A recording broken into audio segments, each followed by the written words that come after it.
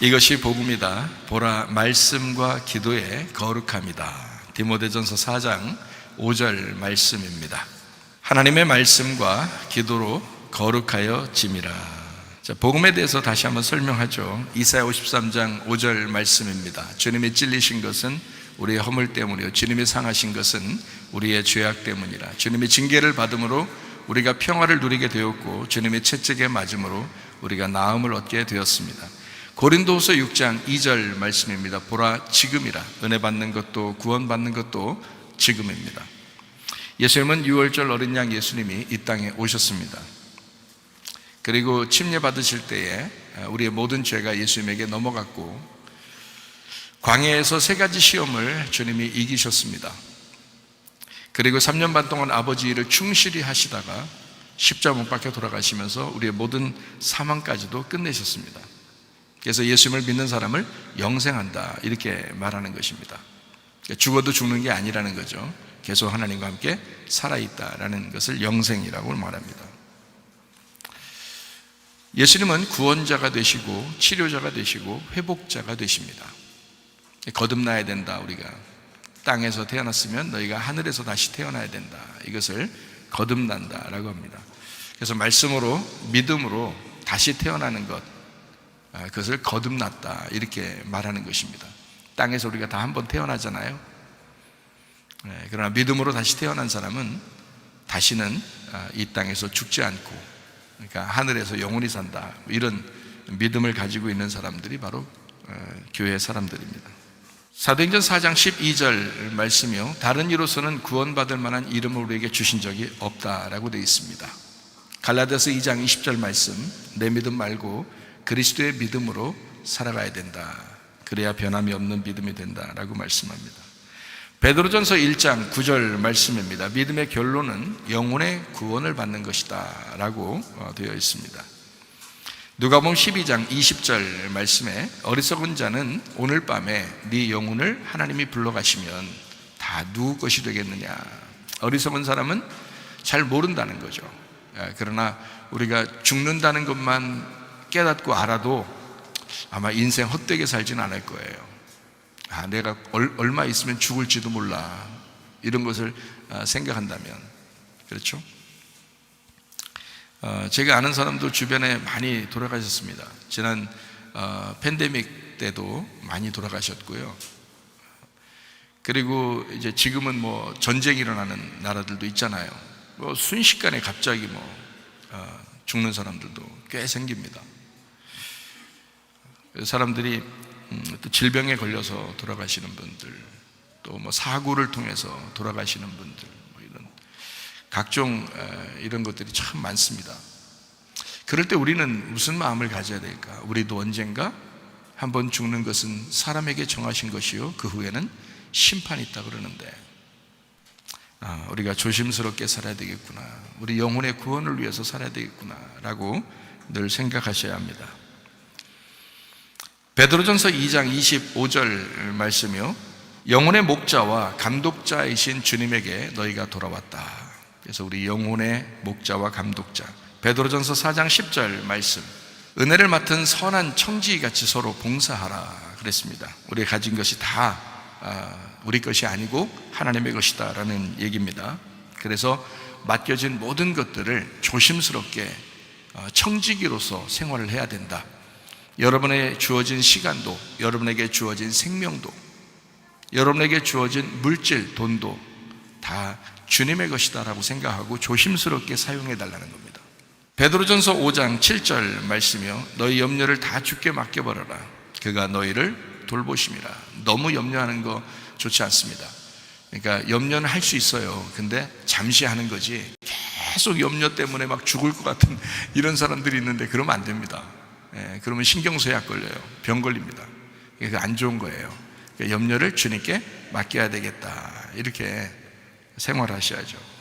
베드로전서 5장 8절 말씀이요, 이게 이어져서 나오는 말이거든요. 마귀가 우는 사자같이 두루다니며 삼킬 자를 찾는다. 그러니까 어떤 자를 찾는다는 거예요? 이게 어떤 사람이 삼킬 자라는 거예요. 지금 이어져서 나오잖아요. 베드로전서 5장 7절 8절이 이어져서 나오잖아요. 어떤 사람이 삼킬 자라는 거예요. 염려 근심을 계속하는 사람이요. 염려 근심을 계속하는 사람은 하나님을 믿는 게 아니잖아요. 하나님을 믿는다면 염려 근심을 주님께 맡겼어야지. 그렇죠? 근데 이걸 맡기지 않고 계속 염려 근심을 한단 말이에요. 그래서 사람들이 그래요. 염려 근심에 또 염려 근심을 한다고요. 그래서 염려하는데 염려하지 말아야지 하면서 염려해요. 그게 그 염려하지 말아야지 하는 염려를 한다고. 같은 염려를 계속해요. 근심하지 말아야지 하는 근심을 또 한다고요. 그 정도로 사람들이 염려 근심 속에 살아가는 경우가 많거든요. 조금은 할 수 있어요. 사람이 염려 근심 없을 수 있나요? 인생 살다 보면 염려 근심 있죠. 근데 조금은 할 수 있는데 주님께 기도로 맡기셔야지. 그래서 이걸 맡기면 주님을 믿는 거고, 주님 해결해 주세요 하면서 주님을 믿는 거고요. 나 도저히 하나님이 해결해 주지 않을 것 같아, 못 믿겠어, 내가 혼자 다 염려하고 내가 혼자 근심 다 해야지, 이건 하나님을 안 믿는 거지. 그러니까 하나님을 안 믿으니까 마귀가 어떻게 해? 너 교회는 다니고 있는데 하나님을 안 믿고 있구나. 그래서 찾아온단 말이에요, 마귀가. 그러니까 염려 근심을 하는 사람은 마귀가 삼킬 자라고 생각하는 거예요. 그러니까 염려 근심만 안 하셔도 마음을 푸근하게 가지시고, 염려 근심하지 마시고, 신경 너무 많이 쓰지 마시고. 신경 어떻게 안 쓰고 살아요? 쓰고 사는데 너무 쓰지 말라는 거지. 제가 얘기하는 거예요. 염려할 수 있죠? 근심할 수 있죠? 너무 염려하고 너무 근심하지 말라는 거지. 그렇다고 또 너무 넋놓고 살면 안 됩니다. 너무 넋놓고 살아도 안 돼요. 하여튼 이 마귀가 자꾸 삼킬 자를 찾아. 이게 신경 예민한 사람들을 마귀가 노립니다. 신경 예민한 사람들. 그러니까 조금 내려놓을 필요가 있어요. 주님께 맡기고 조금 내려놓을 필요가 있다. 베드로전서 5장 9절 말씀이요, 너희는 그래서 믿음을 굳건하게 하여, 이게 다 이어지는 말씀이잖아요. 믿음을 굳건하게 하여 그를 대적해야 된다. 마귀를 대적해야 된다. 세상에 있는 너희 형제들도 동일한 고난을 받았다, 이렇게 얘기하고 있습니다. 그러니까 마귀를 대적하는 것은 내가 알고 있는 지식을 빼고 하나님의 지식을 집어넣는 겁니다. 그러면은 마귀를 대적하는 거예요. 염려 근심을 하던 내가 염려 근심을 주님께 맡겨놓는 거예요. 그러면 그게 이제 마귀를 대적하는 거예요. 그러니까 마귀를 대적하라 그러면 어떤 사람들은 그게 이제 이 말 그대로 마귀를 대적하는 게, 난 너를 대적한다, 대적한다, 마귀야 대적한다, 나는 너를 떠나라, 떠나라. 그렇게 소리를 빽빽빽 지르고 그 다음날 되면 또 마귀한테 공격당하고 그러면 안 되잖아요. 그럼 소용없잖아. 그 말이 아니고, 마귀를 대적하는 것은 아주 간단하게 내가 알고 있었던 성경의 지식을 내려놓고 하나님께서 우리에게 주시는 그 지식으로, 하나님의 지식으로 채워놔야 된다. 그럼 마귀를 대적하는 거잖아요. 마귀는 엉뚱한 생각들을 집어넣으려고 하는 거잖아요, 그죠? 근데 요거를 빼놓고 하나님의 생각을 자꾸 집어넣는 걸 마귀를 대적한다 그러는 거고요. 네. 내 염려 근심을 막 하고 있던 거를 내 염려 근심하지 말고 주님께 맡기고 기도하고 이러면 어떻게 해? 마귀를 대적하는 거예요. 그게 마귀하고 반대 생활하잖아요. 그거라고요. 간단하죠? 네, 쉽게 설명하면 그렇습니다. 이사야 56장 7절 말씀입니다. 교회는 기도하는 집이다 라고 되어 있습니다. 만민을 위하여, 모든 사람을 위하여 기도하는 집이다. 만인들이 와서 기도하는 집이다. 또 모든 사람들을 위하여 기도하는 집이다. 그게 교회입니다. 요한복음 4장 23절 24절의 말씀, 하나님 앞에 진짜 예배드리는 사람은 영과 진리로 예배한다. 이렇게 예배하는 자를 찾으시는데 하나님은 영이시기 때문이다. 예배하는 자가 영과 진리로 예배할지니라 라고 되어 있습니다. 디모데전서 4장 5절 말씀입니다. 하나님의 말씀과 기도로 거룩하여 짐이라. 우리는 어떤 사람들은 찬양을 통해서 거룩하다고 생각하는 사람이 있는데 그렇지 않습니다. 찬양은 거룩한 하나님의 백성이 하나님 앞에 예배드리는 걸 찬양이라 그러는 거예요. 네. 그럼 어떤 거룩한 백성이, 어떻게 거룩한 백성이 되느냐? 말씀과 기도입니다. 말씀과 기도로 거룩해지면 그때 찬양이 흘러나오는 거죠. 예, 그 예배를 찬양의 예배라 그러는 거예요. 찬양의 제사다, 찬양의 예배다 이러죠. 말씀과 기도로 너희가 거룩해지면, 거룩한 하나님의 백성이 되면, 그러면 찬양한다. 요즘 젊은 아이들이 찬양이 뭔지를 잘 몰라서 그냥 찬양 자체를 즐거워해요. 그냥 찬양 자체가 예배인 줄 알고 찬양 자체를 즐거워한다고요. 근데요, 하나님이 받으시는 찬양을 해야죠. 하나님이 받으시는 찬양은 거룩한 하나님의 백성이 될 때 그들이 찬양하는 것을 하나님이 받으시겠죠. 이해가 되십니까? 거룩한 하나님의 백성이 아닌데 무조건 찬양만 해요. 그걸 어떻게 하나님이 받으시겠습니까? 이 사람 자체가 거룩하지 않은데. 그렇잖아요? 그러니까 여러분은 찬양은 흘러나오게 해야 되는 거고, 여러분 속에서 여러분은 뭐가 돼야 되느냐? 먼저 거룩한 사람이 되셔야 합니다. 그럼 어떻게 거룩한 사람이 되느냐? 말씀과 기도예요. 말씀과 기도로 거룩해지는 것입니다. 그러면 하나님 앞에 영광 돌리게 되는 거예요. 그 자체가 영광 돌린다. 영광을 어떻게 돌려요, 여러분? 영광이라는 게 뭔데요? 어떻게 영광 돌려요, 여러분? 어떻게 영광 돌려요? 영광 받으소서 하면 영광 받으시는가요? 영광, 영광, 할렐루야 그러면 영광 받으시는 거예요? 영광이 뭔데요? 하나님이 드러나는 거예요. 하나님이 드러나는 게 그게 영광이에요.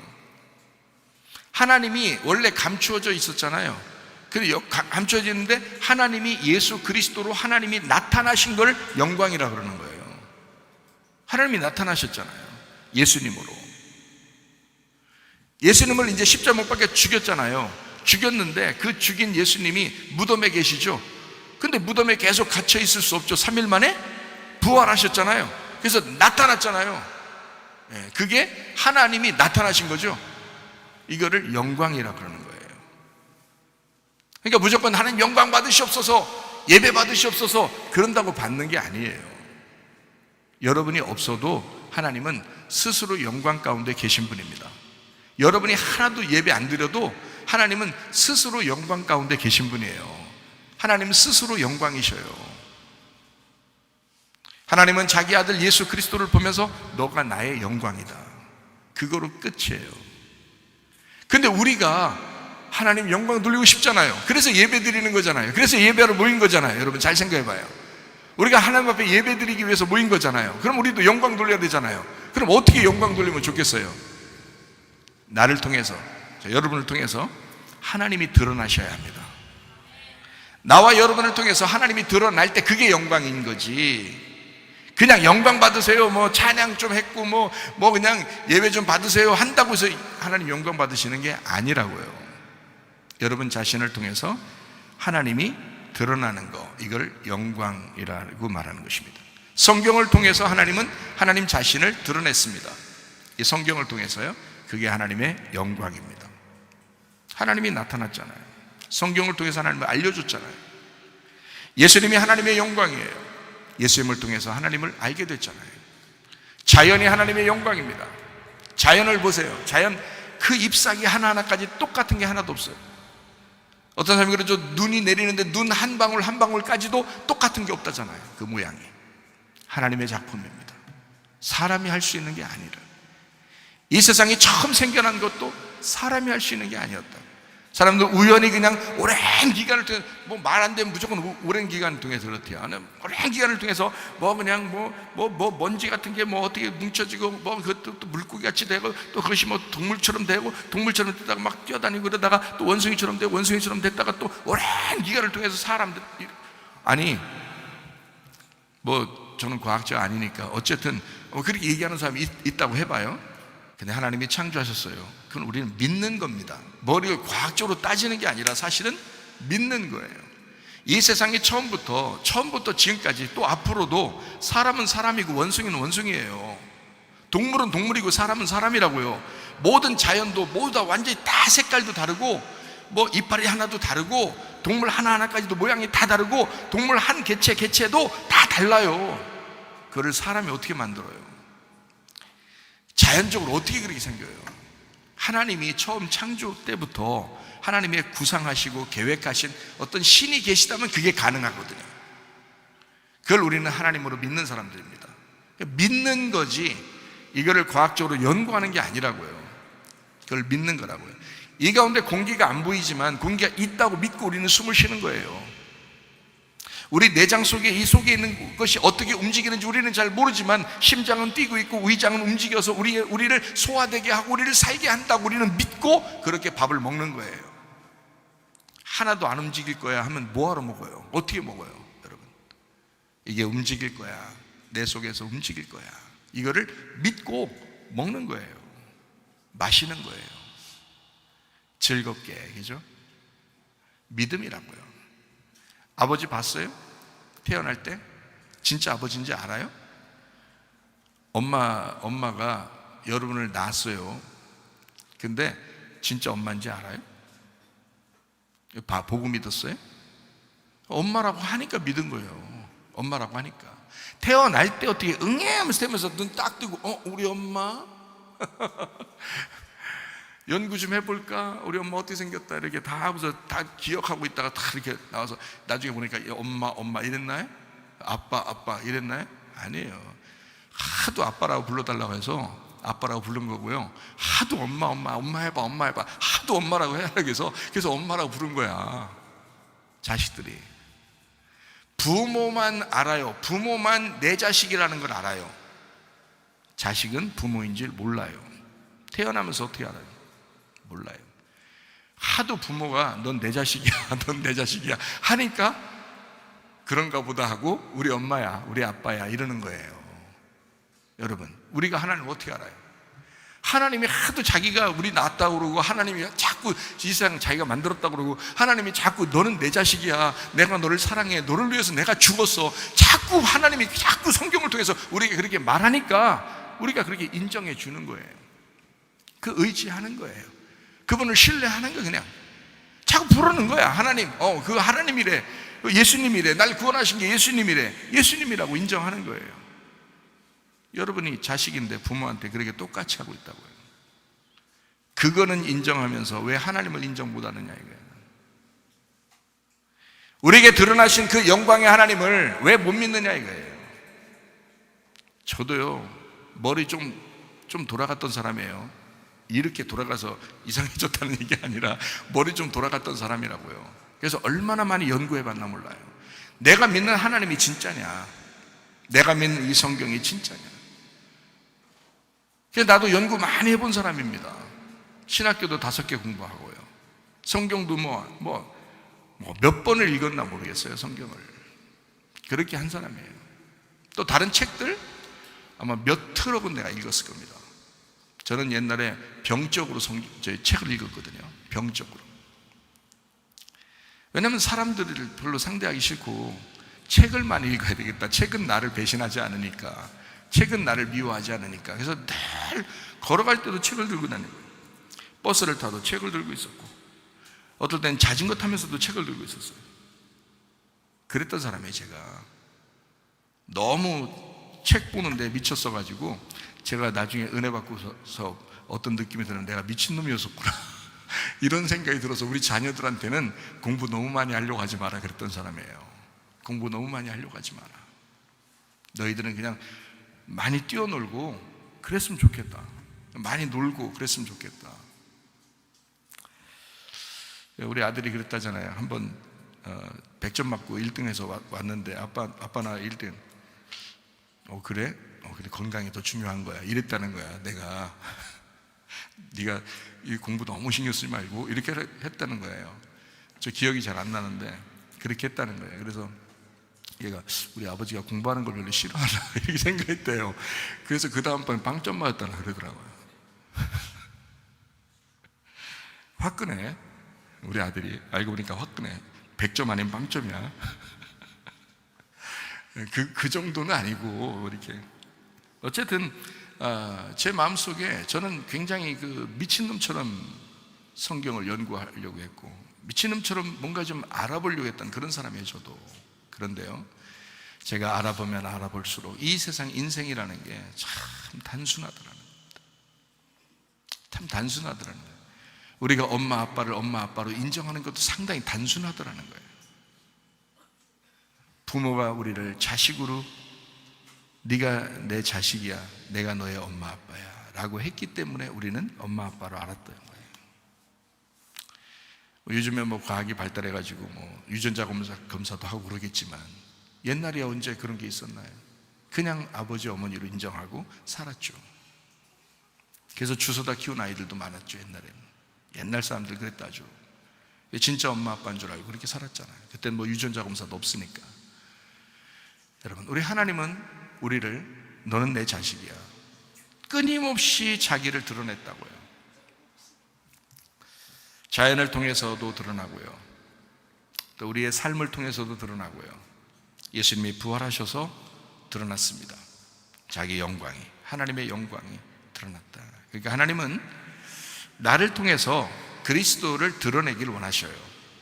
여러분을 통해서 하나님 자신을 드러내길 원하신다고요. 그러니까 여러분을 통해서 영광, 그걸 영광 받으신다 그렇게 하는 거예요. 여러분 없어도 하나님은 영광 가운데 계시다니까요. 여러분 하나 없어도. 근데 우리를 통해서 굳이 우리가 그렇게 하나님을 드러냄으로써 하나님이 영광 받으시겠다는 거예요. 자식한테 잘 해주고 이 자식이 나중에 철들어서 부모님께 생일 선물도 드리고 잘하고 그러면, 엄마 아빠 인정해주고 그러면 어때요? 막 좋아하죠, 부모님이. 또 이웃 사람들에게 자기가 막 친절하게 다 잘해줍니다. 그럼 그 사람들이 제 네 집 자식이요 이런다고요. 저 네 집 자식이요. 예, 저는요 여기 이웃집 누구누구 자식입니다. 이렇게 했다고 해보세요. 그러면 누구 영광이 드러난 거예요? 자기 부모님의 영광이 드러난 거예요. 그렇죠? 여러분 자신을 통해서 그리스도가 드러나게 되면 하나님이 영광 받으신다. 자, 주님을 여러분이 경험하고 있는가? 한번 잘 생각해 보세요. 주님을 경험한 사람이 주님을 드러내거든요. 그러니까 주님을 경험하고 있는지 그걸 한번 생각해 보시라고요. 저는 주님을 많이 경험해 봤어요. 가장 큰 기적이 무엇인가? 자, 가장 큰 기적, 가장 큰 경험이 무엇인가? 여러분에게는 잘 생각해 보세요. 자, 어떤 무엇을 본 거? 환상을 본 거. 갑자기 대단하죠. 뭐 꿈을 꿨는데 막 엄청난 걸 막 꿈을 꿨어요. 대단하죠. 하나님의 음성을 막 들었어요. 뭐 대단하죠. 저 다 해봤거든요. 환상도 보았고 꿈도 꾸었고 하나님의 음성도 들었습니다. 저는 진짜 엄청난 경험들을 했어요, 어릴 때부터. 자, 그렇게 한 사람인데 내게서 가장 큰 기적이 무엇일까라는 것을 저는 생각해 보았어요. 내게 가장 큰 기적이 무엇일까? 이런 건 기적이 아니더라. 내가 삶을 살다 보니까 이것은 그냥 그때의 어떤 감정이더라. 근데 가장 큰 기적이 내 속에 무엇일까? 제가 여러분에게 자주 얘기하는 게 있는데요, 내가 진짜 회개하고 하나님 앞에 은혜를 받은 날이 있었다. 그때부터 나는 지금 사람이 바뀌었다. 뭐 이런 얘기를 제가 여러분에게 자주 하잖아요. 그게 뭐 때문에 그러냐면요, 말씀으로 바뀐 것입니다.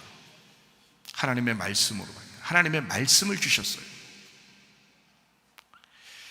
말씀을 듣고 자기 속에 변화가 일어나는 것만큼 큰 기적이 있는가? 잘 생각해 보세요. 그거는 직접적으로 구원을 가져오거든요. 환상을 봐도 구원이 아니에요. 꿈을 꿔도 구원이 아니에요. 하나님의 음성을 들어도 구원이 아닙니다. 하나님의 말씀이 내 속에 들어와야, 하나님의 말씀이 내 속에 들어와서 그것이 나를 변화시켜야 그게 구원이라고요. 그게 직접적인 구원이라고요. 표적과 기적이 구원을 받게 하는 것이 아닙니다. 말씀을 통해 변화가 일어났다면 그것이 구원입니다. 그게 진짜 구원이에요. 그게 엄청난 기적입니다, 여러분. 말씀을 통해 구원을 받으면 반드시 변화가 일어나게 되어 있습니다. 목사님, 저는 말씀을 들었는데 말씀 안에서 내가 변화를 안 되는 것 같아요. 그러면 여러분이 뭔가 잘못된 것입니다. 여러분 뭔가 그 말씀을 거부했든지, 그게 여러분 속에서 영양분이 안 됐든지, 뭔가 여러분 자신이 죽은 사람이든지, 뭔가 이상하게 뭔가 변화가 일어나지 않았다, 말씀을 통해서 변화가 일어나지 않았다, 뭔가 이상한 사람이라는 거죠. 분명히 하나님의 말씀이 오면 여러분 사람은 변하게 돼 있어요.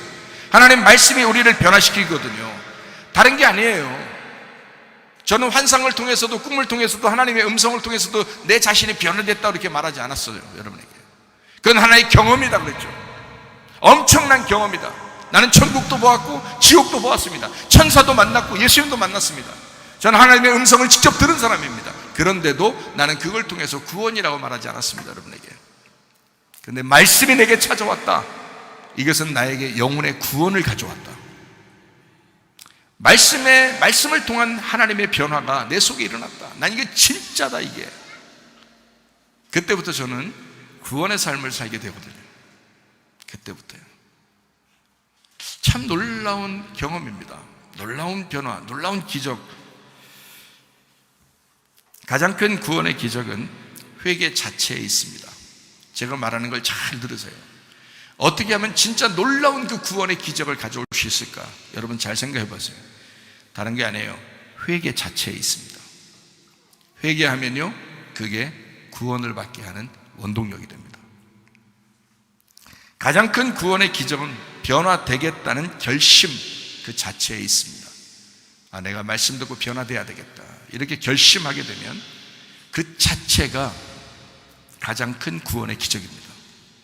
내가 회개해야 되겠다, 내가 진짜 다른 사람으로 살아야 되겠다, 내가 믿음의 사람으로 살아야 되겠다라고 하는 그 자체가 가장 큰 구원의 기적입니다. 그게 뭘 봤다고 오나요? 뭘 들었다고 오나요? 아니에요. 말씀을 통해서 이상하게 어떤 믿음이 내 속에 막 생겨나기 시작하면 사람이 결심이 바뀌어요. 결심이 난다. 내가 이렇게 살아야 되겠다, 내가 저렇게 돼야 되겠다. 여러분, 우리가 어떻게 거룩해지나요? 말씀과 기도로 거룩해지는 것입니다. 믿음은 말씀으로 생기는 겁니다. 근데 경험은 기도로 생기는 겁니다. 믿음은 말씀을 통해서 생겨나요. 그래서 말씀 듣지 않으면 믿음이 잘 안 와요. 말씀 들어야 믿음이 생기는 것입니다. 한마디로 부모가 내가 너의 부모야 라고 계속 얘기해 줬기 때문에 그 믿음이 생긴 거예요. 인정하게 된 거예요. 똑같아요. 하나님의 말씀을 계속 듣고 하나님 말씀을 계속 들려지면 믿음이 생깁니다. 자기도 모르게 믿음이 생겨요. 근데 경험되는 거는 믿음이 생겼다고 해서 갑자기 그게 경험이 되지는 않아요. 경험은요, 기도로 옵니다. 그래서 기도할 때 그 경험이 와요. 믿음은 생겼는데 기도하지 않으면 그게 내게 개인적으로 경험이 안 돼요. 그 믿음이, 그게 경험이 안 돼. 그러면 계속 말씀 듣고 또 가고, 말씀 듣고 가고, 말씀 듣고 잊어버리고, 말씀 듣고 잊어버리고, 계속 그걸 반복하고 있는 거예요. 자기한테 경험이 안 되는 거예요. 기도하지 않으니까. 그래서 말씀과 기도가 같이 와야 된다고요, 여러분. 거룩함이 먼저 오고 온전한 사랑이 완성됩니다. 그래서 말씀과 기도로 거룩해지면 그냥 사랑하게 돼 있어요. 사랑이 나온다고. 거룩한 하나님의 아들 예수 그리스도가 이 땅에 오시니까 그분은 그냥 자체가 사랑이잖아요. 사랑은 두 종류가 있습니다. 하나는 책망하는 사랑이 있는 거고요, 하나는 감싸주는 사랑이 있는 거예요. 여러분, 목사 설교가 어떨 때는 책망하기도 하죠. 그게 사랑입니다. 어떨 때는 막 감싸주죠. 그게 사랑입니다. 잘 이해하셔요. 예수님이 어떤 사람에게 막 혼을 냈나요? 바리새인들에게 막 책망하고 욕하고 그랬습니다. 예수님이요. 왜 그랬을까요? 그게 사랑입니다. 그게 사랑이기 때문에. 예수님의 사랑의 방법이라고요. 그게 바리새인들에게 욕을 하는 것이 예수님의 사랑의 방법이에요.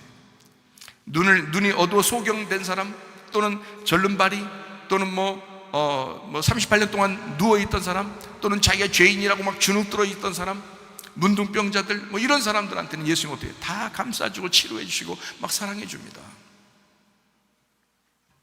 사마리아 여자한테도, 그죠? 삭개오한테도 막 사랑해 주잖아요. 미워하지 않습니다. 책망하지 않습니다. 사랑의 방법은 이렇게 나타나요. 잘못하면 책망을 하게 돼 있어요. 그게 사랑이에요. 잘못하는데 책망하지 않아, 그건 버린 거지. 그건 자기 자식 아니라는 거지. 그건 안 되잖아요. 내 자식이라면 책망해야죠. 그럼에도 불구하고 또 감싸줘야죠. 그죠? 그러니까 사랑은 두 종류로 온다. 그렇게. 성경도 두 종류로 되어 있습니다. 하나는 율법이요, 하나는 은혜라는 복음이다. 그렇게 되어 있습니다. 말씀을 들을 때 머리로는 이해되지만 믿음에 확신이 없을 때 어떻게 해야 되나요? 우리 젊은 학생들이 저에게 질문하였던 겁니다. 말씀을 들을 때 머리로는 충분히 이해가는데 이게 믿음에 확신이 없어요. 이럴 땐 어떻게 해야 돼요? 이렇게 질문하더라고요. 혹시 여러분 가운데서도 그런 질문하고 싶은 사람이 있는지 모르겠어요. 한번 잘 생각해 봅시다. 순서가 있어요. 뭐가 먼저냐면 믿음에 대한 말씀이 먼저입니다. 그리고 그 후에 경험되어지는 기도가 다음번 이제 이어지게 돼 있어요. 사람이 무조건 기도한다고 해서 믿음이 생기는 게 아니고요. 무조건 말씀만 듣는다고 해서 경험이 생기는 게 아닙니다. 그러니까 이 두 가지가 같이 와야 되거든요. 근데 순서는 먼저 성경 말씀을 알아야 돼요. 순서는 믿음이 먼저입니다. 그래서 말씀과 기도로 거룩해진다 이렇게 한 거예요. 순서가 말씀이 먼저 와야 돼요. 개인적인 기도의 경험은 개인이 하는 거예요. 집에서도 할 수 있고 교회 와서도 할 수 있고 길에서도 할 수 있고 골방에 들어가서도 할 수 있고 그건 개인의 경험 기도라고요. 잘 생각해 보세요. 주님을 경험했던 적이 언젠가? 기도할 때입니다. 개인적으로 혼자 기도할 때, 혼자 눈물을 흘릴 때, 혼자 괴로워할 때, 그때 하나님을 경험하게 되잖아요. 말씀은 대중적으로 다 이렇게 옵니다. 말씀은 계속, 그래서 믿음이 막 생기는 거예요. 잘못된 믿음도 제대로 된 믿음으로 이렇게 바뀌어서 막 바로 잡아주고 믿음을 막 바르게 갖게 되잖아요. 말씀을 들음으로 온다고요. 근데 경험되어지는 것은 혼자 기도할 때입니다. 혼자 기도해보지 않으면 제가 말하는 게 무슨 말인지 몰라요. 혼자 기도해보지 않으면. 저는 제가 다른 데 나가 있거나 그러지 않고서는 매일 교회에 와서 기도합니다. 매일. 목사니까 그런다고요? 아니에요. 그렇게 안 하는 목사님들도 많아요. 저는 매일 와서 기도합니다. 누가 시켜서요? 아니에요. 주님과의 경험이기 때문입니다. 말씀을 먼저 알죠. 그 다음에 기도하는 것입니다. 자, 성경도 모르는데 교회 오래 다니다 보니까 집사도 되고, 성경도 모르는데 권사도 되고, 성경도 모르는데 장로가 되는 거예요. 사람들이 성경을 일단 알으셔야 합니다. 여러분, 성경을 일단 알으셔야 돼요. 성경도 모르는데 그냥 교회에서 중직을 맡기는 거예요. 그런 줄 알고 또 사는 거예요, 사람들이. 처음에 교회 온 사람들이 보면은 저 사람 굉장히 믿음이 좋을 거야 라고 생각하는데 엉뚱한 믿음을 가지고 있는 거예요. 중간에 그냥 막 엉뚱한 짓을 하는 거예요. 이상하다. 이상한 게 아니라, 이상하면 치과 가시고, 이상한 게 아니라 그 사람이 말씀에 대한 성경을 몰라요. 믿음도 별로 없는데 교회 오래 다녀서 그냥 집사도 되고 권사도 되고 장도 된 거예요. 목사님처럼 알아야 집사예요. 성경의 집사는 목사님처럼 알아야. 성경의 집사 7명 뽑을 때, 사도행전에 7명 집사 뽑을 때 사도와 똑같은 수준의 사람을 7명 뽑은 겁니다. 집사를요. 그게 첫 번째 집사예요. 사도행전에 예루살렘 교회에, 초대교회의 첫 번째 집사들 7명, 사도와 똑같은 수준의 말씀으로, 그리고 주님을 경험한 사람들, 그 중에서 7명을 뽑았어요. 그게 집사입니다. 근데 그냥 교회는 오래 다니고 성경은 전혀 몰라, 그냥 엉뚱한 짓 그게 믿음도 없어. 그냥 집사하는 거예요. 그래서 그런 거예요. 근데 그러니까 여러분, 그냥 겸손하시면 돼. 우리 교회 오시면 그냥 겸손하시면 돼. 집사도 권사도 장로도 다 겸손하시면 돼. 그냥 성경을 목사님처럼 알면 그때서 이제 얘기하면 돼. 그때 내가 집사입니다, 제가 장로입니다, 제가 권사입니다, 그때 얘기하셔. 그 전에는 그냥 겸손하게 그냥 직분을 그냥 맡겨서 밥 좀 하라고, 청소도 좀 하고 교회 좀 돌보라고 그래서 시켰구나라고 생각하면 딱 맞아요. 성경을 알으셔야 돼요. 성경을 잘 몰라요. 성경은요, 양면성이 있습니다. 선악과와 생명나무, 성경은 양면성이 있어요. 그래서 성경을 좀 알려면 여러분, 우리 교회에서 흘러나오는 이 말씀들을 20개 정도는 일단 먼저 들으시면 좋아요. 아무거나 막 그 무작위로 다 골라가지고 여러분 제목 같은 거 들어보고 싶다 이런 거 있으면 아무거나 20개 정도 일단 이어서 들으셔야 돼요. 오늘 들었다가 한 일주일 있다 하나 듣고 이러면 안 돼. 그러면 그렇게 말고 이어서 그냥 20개를 이어서 쫙 들으셔야 돼요. 그러면요, 성경이 어느 정도 탁 풀립니다. 어느 정도 이렇게 탁 열려요. 그러면 성경을 조금 알게 돼요. 이렇게 좀 알아가기 시작합니다. 오늘 들었다가 일주일 후에 한번 들었다가 또 10일 후에 한번 들었다가 나중에 한 몇 개월 지나니까 20개 정도 들었어. 나 20개 들었는데요. 근데도 잘 모르겠는데 그 말은 왜 그러냐면 뜨문뜨문 들어서 그래. 연결이 안 돼. 그래서 이어져서 하나를 딱 한번 이어서 쭉 들으셔. 그러면 내용은 서로 내용 다른 설교인데 성경을 알게 되는 문이 열려요. 틀림없습니다. 이거 제가 목사님들한테도 얘기하는 거예요. 목사님들한테도. 목사님들 세미나 하러 갔을 때 성경 공부하러 가잖아요. 그러면 제가 성경 12번 읽고 오셨습니까? 라고 물어봐요. 성경을 12번 정도 읽고 오셨습니까? 그래야 성경을 이해합니다. 그리고 제가 하는 설교를 한 20개 정도 이렇게 들으셨습니까? 그러면 제가 하는 말을 이해합니다. 그렇지 않은 사람은 가르칠 수가 없어요. 모르니까. 성경을 잘 모르니까. 성경을 먼저 알으셔야 되거든요.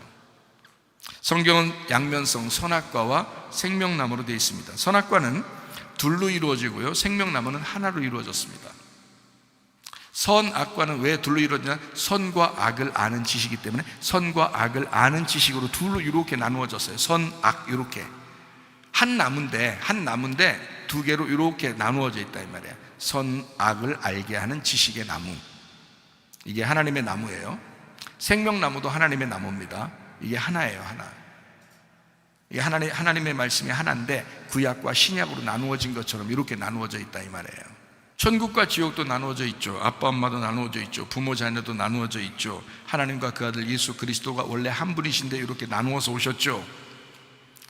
둘로 나누어지면 죽는 선악과입니다. 그래서 하나님의 아들 예수님이 이 땅에 오셔서 죽으시는 겁니다. 그래야 다시 하나님에게 다시 올라가고 하나가 돼서 영원히 하나님으로 사시는 거거든요. 예수님이 하나님이셔요. 또 오해하지 마시고, 하나님이 예수님이시고, 그래서 이분이 원래 안 보이잖아요. 하나님은 그러니까 보이는 예수님으로 왔다 이 말이야. 근데 보이는 예수님 오면 죽잖아요. 하나님은 계시고 보이는 하나님 예수님 오셨으니까 죽어요. 그래서 다시 보이지 않는 예수님, 보이지 않는 하나님으로 가셨다 이 말이에요. 하나가 됐다 이 말이에요. 이러면 죽지 않죠. 이제 영원히 죽지 않죠. 우리가 하늘나라 올라가기 전까지는 죽어요. 근데 죽어서 하늘나라 올라가잖아요. 안 죽어요. 하나님하고 하나가 되어 있기 때문에. 예수 그리스도도 마찬가지예요. 둘로 나누어지면 죽는 선악과입니다. 그래서 우리 선악과 먹은 우리들을 위해서 선악과 문제 때문에 예수님이 죽으신 거예요. 선악으로 죽어야 생명이 오기 때문에 그렇습니다. 진짜 생명은 다시 얻은 것이 돼야 진짜 생명이에요. 여러분, 이게 무슨 말이냐면 태어날 때 생명은 다시 태어난 생명이 돼야 온전해진다 그 말입니다. 여러분 태어나서 지금 여러분 여기 앉아있지만 여러분 완전한가요? 아니죠. 다시 태어나셔야 됩니다. 예. 그래서 저는 이렇게 생각해요. 사람이 죽을 때 완전해진다. 죽을 때 완전해진다. 왜 그러냐면 죽음은 완전한 거예요. 그를 흙으로 다시 돌려보내고 그의 영혼을 하나님이 데려가시거든요. 그러니까 죽을 때 완전해진다. 당신들이 죽지 않았으면 땅에서 태어난 그 몸으로는 완전치가 않다 이거예요. 죽을 때 완전해진다 이 말이에요. 죽은 사람 자체가 온전한 거죠. 죽은 사람에게 온전하다는 의미는 죽은 사람에게 부활이 찾아오기 때문에 그렇습니다. 죽었다고 하니까 부활하는 거 아니에요. 생각해 보세요. 아브라함이 이삭을 드릴 때 이삭 드리기 전에는 자기 아들이에요. 그렇죠? 근데 이삭을 드리라고 하나님이 그러니까 하나님이 어쨌든 아들을 살리겠지 하고서 어쨌든 드렸습니다. 드리려고 하니까 하나님이 아브라함아 왜 네가 이 아들을 드리려고 하느냐? 그게 아니다. 내가 준비해놨다. 양을 하나 준비해놨으니까 그거 드리고 이 아들은 살려라 이렇게 한 거예요. 아브라함 입장에서는 이 아들이 처음 아들을 데리고 산으로 올라오던 아들이 아니에요. 자기가 진짜 죽이려고 했잖아요. 그러니까 죽었다가 살아난 아들이 됐다고요. 이삭이. 그래야 이삭이 완전한 거예요. 그래야 아브라함도 완전한 사람이 되는 거예요. 왜? 이삭이 아브라함이니까. 아브라함이 이삭이었으니까. 생각해 보세요. 아버지와 아들이 하나라고요. 아버지와 아들이 같은 거라고. 근데 이 아들이 죽었다가 부활해야 완전한 거라고요. 무슨 말인지 알죠? 그래서 처음에는 아버지 아브라함이 이삭을 데리고 올라갈 때는 아버지 아브라함과 이삭하고 서로 달라요. 동떨어져 있는 아들은 아들이고 아버지는 아버지야. 근데 아들을 죽이려고 했다가 거기서 살아난 아들, 부활한 아들은 더 이상 자기 아들이 아닌 거야. 자기하고 똑같은 거야. 그래서 부활한 아들을 죽이려고 했을 때 결국 누가 죽은 거예요? 자기가 죽은 거야. 아브라함이 죽은 거야. 그러면 아브라함도 이제 그 이후로는 어떤 사람이 된 거예요? 부활한 아들을 믿는 아버지가 된 거예요. 그러니까 부활한 아버지가 된 거지. 아들은 부활한 아들이 된 거죠. 그러니까 아브라함과 이삭은 이제 더 이상 옛날 사람이 아닌 거죠. 새로운 사람이 된 것입니다. 죽었다가 살아난 사람이 된 거예요. 자, 이것을 진짜 온전하다라고 하는 겁니다. 다시 살아났다, 다시 살아난 아들을 얻게 되었다. 여러분이 온전해지려면 어떻게 하느냐? 여러분 태어난 사람으로 그냥 살면 그게 온전한 것이 아닙니다. 다시 태어나셔야 합니다. 믿음으로 다시 태어나셔야 합니다. 말씀으로 다시 태어나셔야 합니다. 하늘로서 다시 태어나셔야 합니다. 그게 온전하다 이 말이에요. 아직 죽질 않았잖아요. 여러분이 진짜 회개해보지 못했잖아요. 진짜 회개로 죽질 않으면 변화되지 않습니다.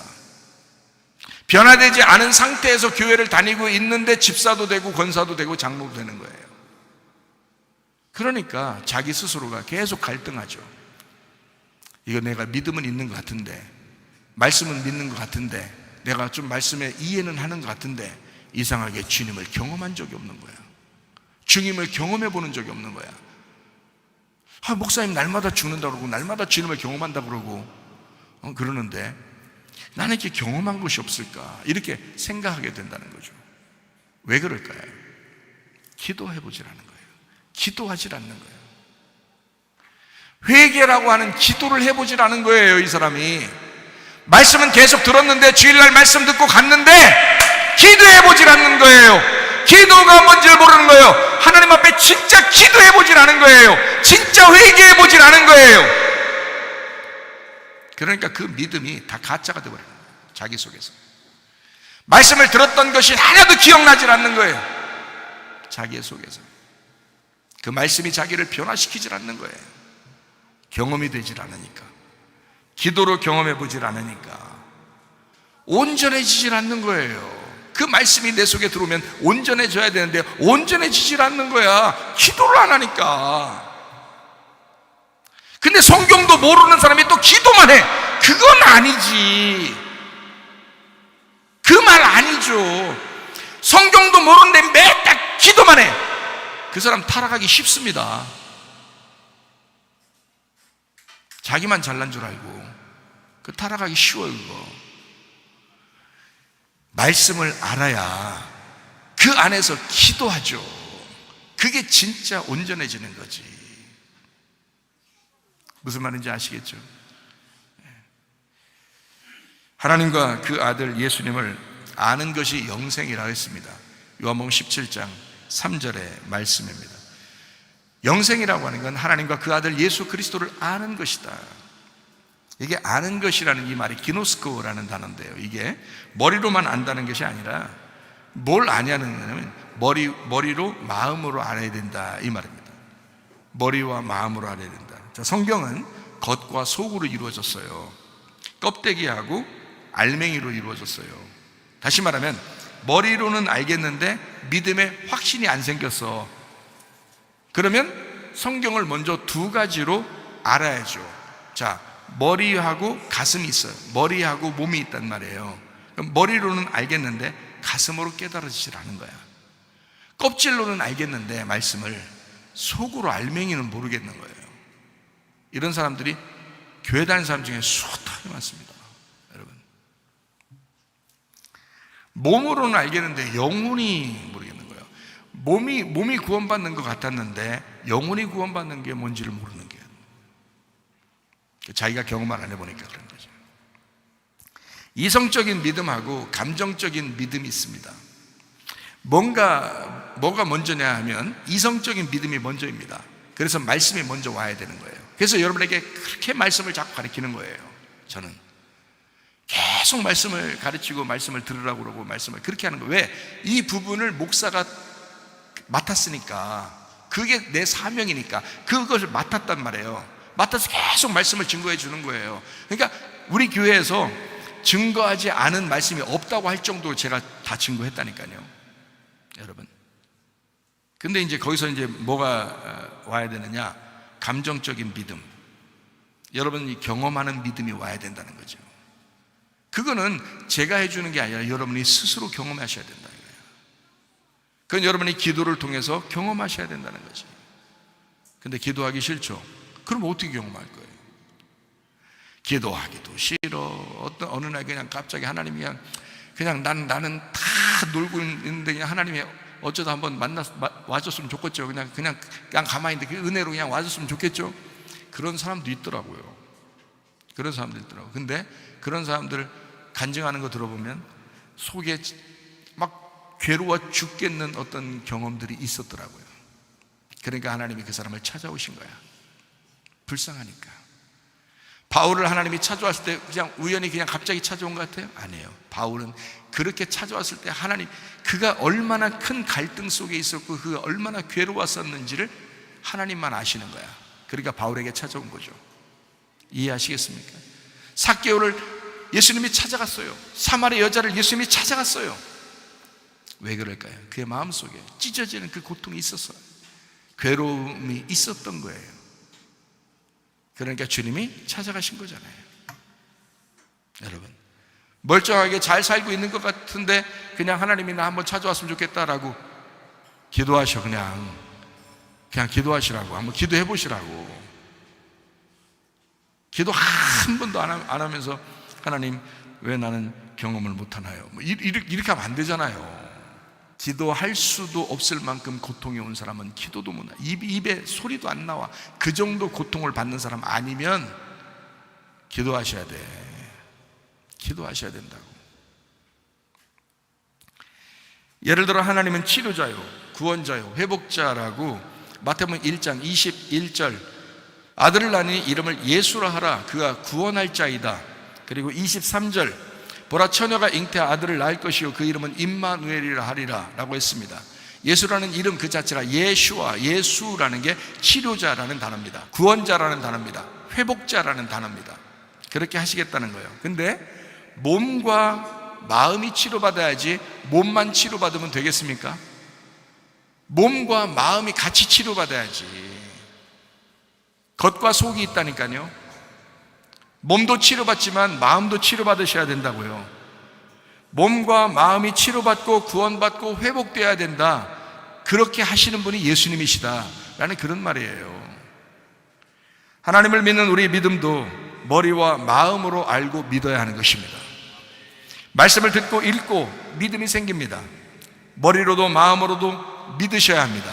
머리로 먼저 오게 되죠. 그러나 마음으로도 믿으셔야 된다 이 말이에요. 몸만 치료받으면 되냐 이거야. 마음으로도 치료받아야죠. 마찬가지로 머리로만 이해하면 되느냐 이거야. 아니죠. 마음으로도 그게 이해가 되셔야 된다고. 여러분, 하나님의 말씀이, 우리 교회는 어린 아이들도 이 설교를 들으면서 이해가 가니까 엄마한테도 얘기하고 아빠한테도 집에 가서 얘기한대요. 목사님이 그렇게 얘기했잖아 라고 하면서 얘기한대요. 어린아이도 이해가 가니까 그러는 거예요. 그만큼 제가 쉽게 설교하는 것 같아. 얼마나 쉽게 설교하면 어린아이들도 집에 가가지고, 그러니까 목사님 설교하시면 어려운 것 같아요 이런 사람 다 가짜예요. 이거 다 거짓말 치는 거야. 어린애들도 가서 집에서 얘기한대요. 그렇게 쉽대요. 머리로는 다 이해가 되는데 이 아이들이 자라나면서 이제 그 말씀이 경험돼야 되잖아요. 그러니까 기도가 나와야 된다고. 여러분은 이제 뭐 나이도 먹은 사람들이잖아요. 그럼 머리로 이해가 되는 건 당연한 거고 마음으로 이해가 되셔야지. 경험하셔야 된다고 말씀이. 그게 진짜라고요. 그게 여러분 거야. 머리로 이해되고 말씀이 들리잖아요. 이렇게 말씀 설교 제가 하잖아요. 한 사람한테 하는 게 아닙니다. 다 같이 하는 거예요. 그러니까 하나님도 다 같이 말씀하시는 거예요. 이스라엘 백성들이 애굽에서 탈출했어요. 광야에 왔어요. 만나를 어떤 사람에게만 주나요? 자기가 이뻐하는 사람에게만 하나님이 주나요? 만나를? 아니에요. 다 내려줬습니다. 그 광야에 있는 모든 백성들에게 하나님의 말씀이라는 만나를 다 내려줬어요. 근데 그 만나 먹고 다 죽었습니다. 그 만나 먹고 자기에게 직접 하나님을 믿은 경험된 사람들이 두 사람이 있었어요. 그 사람들은 여호수아와 갈렙이었습니다. 그 사람들 빼놓고는 나머지 다 죽었어요. 말씀을 들어도 영원히 구원받지 못하는 사람들이 많다 이 말이에요.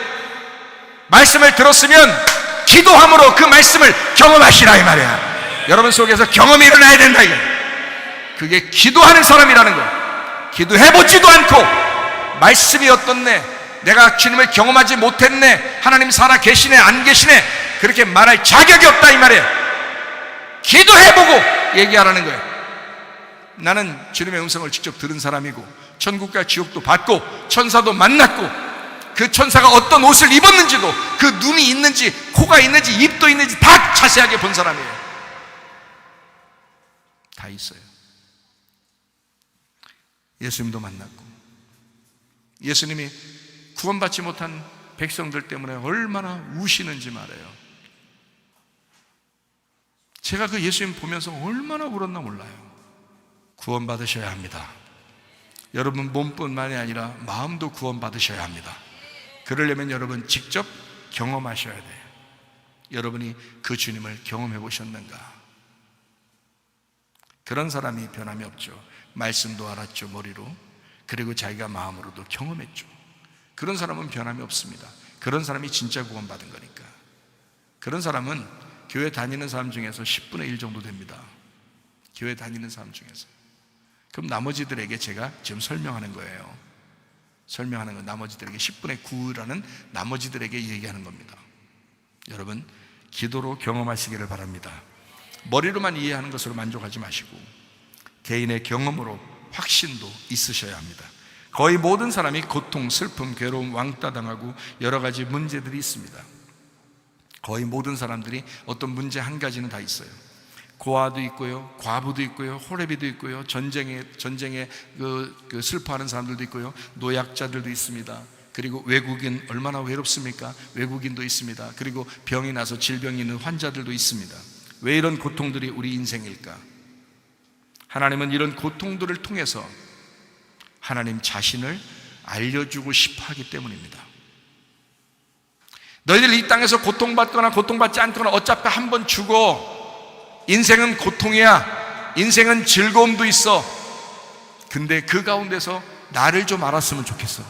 하나님의 마음이라고요. 말씀으로 알고 기도하게 되는 것이 거룩함입니다. 디모데전서 4장 5절 말씀입니다. 하나님의 말씀과 기도로 거룩하여지니라. 그래서 말씀을 깨달으면 이 머리가 잘려나가야 돼요. 그래서 내 머리 말고 예수 그리스도의 머리가 되셔야 합니다. 그리고 가슴으로 기도하면서 하나님을 경험하게 되면 이 가슴이 찢겨진 사람이 거룩한 사람이 되는 것입니다. 내 머리에 지식을 빼내고 마음이 비워져야 합니다. 예수님의 지식으로 채우고 예수님의 마음이 채워져야 합니다. 머리로 이해했으면 마음의 경험이 있어야 합니다. 제가 지금 머리하고 이쪽 가슴하고 계속 이렇게 두 가지를 같이 하고 있죠? 조금만 머리 쓰면은 이해하실 겁니다. 이게 왜 그러는지. 예수님의 지식으로 채우고 예수님의 마음이 채워져야 된다. 내 머리에 지식을 빼내고 마음이 비워져야 된다. 머리로 이해했으면 마음이 경험이 돼야 된다. 머리로 하나님이 채워지고 가슴으로 하나님이 채워져야 된다. 그게 구원이잖아요. 그게 구원이라고요. 이유 없는 고통과 슬픔은 없습니다. 제가 그걸 경험했습니다. 다 이유가 있어요. 여러분 고통받죠? 뭐 어떤 분은 수술하고 어떤 분은 주변에 있는 분이 돌아가시고 아니면 자기가 죽을 고비를 넘기고 뭐 이런 사람들도 있죠. 돈에 대한 걱정, 뭐 또는 어떤 문제에 대한 걱정, 자식 걱정, 무슨 걱정, 남편과 아내에 대한 문제들, 뭐 이런 것들이 다 고통과 슬픔 가운데 있죠. 분명히 여러분 이유가 있습니다. 분명히 이유가 있습니다. 저는 그거를 주님 만날 때 알았습니다. 분명히 이유가 있어요. 욥이 그랬습니다. 욥도 하나님이 애매하게 고통을 주는 것 같았지만 사실 욥기서 42장 마지막 장에 보면 욥을 하나님이 2배의 축복을 주십니다. 그때는 그냥 주는 게 아니었어요. 욥을 완전히 난도질하고 그리고서 완전히 죽은 것 같은 욥에게 2배의 축복을 준다고 했습니다. 이유가 있어서입니다. 하나님은 어떤 이유가 있습니다. 여러분, 고통 가운데 집어넣는 것은 하나님의 이유가 있습니다. 하나님은 하나님 자신을 우리에게 알게 하고자 하는 하나님의 마음이 있기 때문입니다. 제가 그런 경험을 했습니다. 저는 내가 잘못해서 고통받는 줄 알았어요. 아니면 누가 잘못해서 나에게 이런 고통을 주는 줄 알았어요. 정말 인생 더럽게 꼬였다고 내가 생각한 적이 한두 번이 아니었습니다. 저는 한 14년 정도를 고생했어요. 진짜 그 젊은 나이에 아주 죽도록 고생을 많이 했어요. 그리고 병도 나서 그것 때문에 스트레스 받고 예민했던 내가 진짜 병도 나가지고 진짜 죽을 고비를 죽을 고비 안 넘기고 싶었어요. 난 진짜 하나님 앞에 기도했어요. 나 죽여달라고. 솔직한 내가 심정이었습니다. 너무 괴로워서 내가 눈으로 보는 모든 게 내가 너무너무 괴로워가지고요. 그래서 하나님 앞에 죽여달라고 기도했던 사람이에요. 제가 병원에서 죽는다고 진단받았을 때 오히려 기뻤습니다. 왜 그런지 알아요? 이제 죽는구나. 내가 스스로 죽는 게 아니라 죽여주는구나. 다행이다. 차라리 죽고 싶었다. 그랬던 사람이 제가 그렇게 고통 가운데 있었던 사람인데 어느 날 하나님 내가 기도하러 하나님 앞에 갔어요. 내가 기도하러, 교회입니다. 우리 교회에 기도하러 갔어요. 하나님, 나 죽이시든지 살리든지 오늘 결판 냅시다. 네, 그랬어요. 하나님 앞에 날 죽이든지 나를 살리든지 오늘 결판 냅시다. 하나님, 나 이렇게 괴로워서 못 살겠어요. 나를 만나서 나를 살리든지 아니면 나를 아예 죽이든지 나 오늘 하나님 만나지 않고서는 내가 안 나갑니다. 내 무릎 딱 꿇고요, 오늘 하나님 나 안 만나면 나 안 일어납니다. 이 자리에서 내가 한번 한다면 또 하는 사람이거든요. 내 약속을 잘 지키는 사람이에요. 한번 한다면 하는 사람이에요. 하나님 앞에 그렇게 딱 무릎 꿇고 딱 기도하는데요, 하나님이 막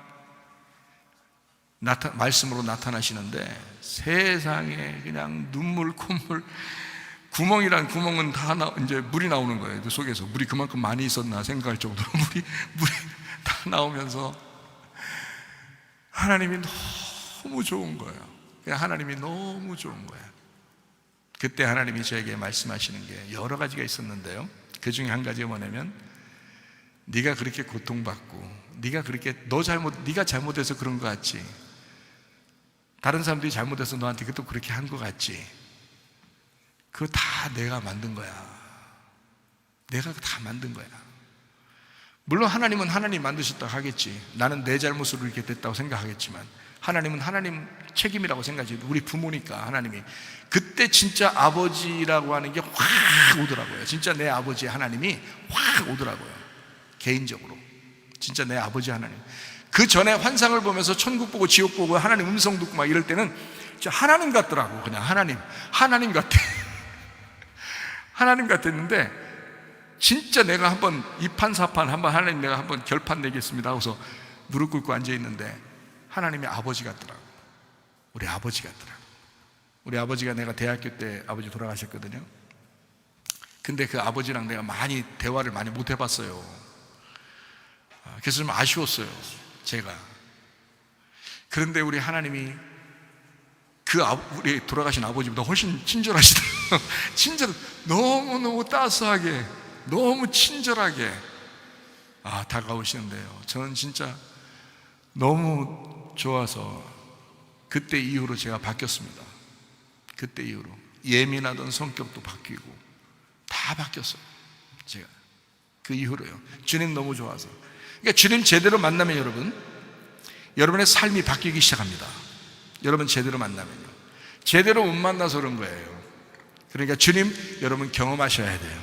뭘로 경험한다고요? 하나님의 말씀과 기도로 거룩해지는 것이다. 하나님은 여러분을 만들어 나가시길 원하셔요. 그냥 완성됐다고 이야기하지 않는 것입니다. 여러분이 태어났다고 완성됐다고 이야기하지 않은 부모가 하나도 없어요. 태어났으면 반드시 그를 먹이고 입히고 어쨌든 그는 돌보고 지키고 가르쳐서 그 아이를 성장시키는 것이 부모의 책임이라고 생각하는 것처럼, 우리 하나님 아버지도 하나님의 교회에서, 우리 교회에서 여러분 자신을 계속 성장시키시기를 원하신다고요. 그러면 여러분이 어떻게 성장해야 되느냐? 몸과 마음이 성장해야 된다는 거예요. 여러분이 하나님의 말씀을 머리로도 알아야 되지만 마음으로도 알으셔야 된다, 이 말입니다. 여러분 말씀으로 알았으면 기도로 경험하시기를 바랍니다.